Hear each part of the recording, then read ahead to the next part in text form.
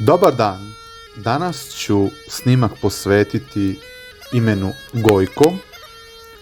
Ime Gojko je staro srpsko, domaće i narodno ime. Ono dolazi od korijena goj, što znači gojiti. Neko ko se goji, jako se goji, i nastavak ko udara, što znači da se jako goji jer je nastavak taj koji uvećava korijensko značenje. Da razdvojimo značenje u smislu današnjeg smisla gojiti i u izvornom značenju gojiti nije isto.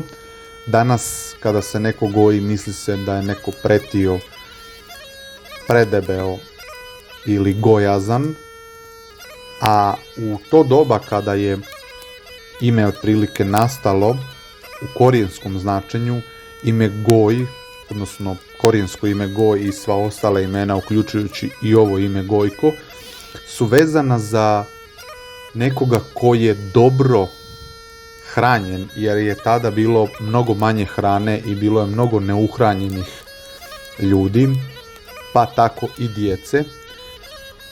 Tako da je ovo ime u suštini nastalo kao smisao značenja kada neko je mogao obezbijediti da mu dijete bude dovoljno nahranjeno. To je izvorno značenje imena Gojko.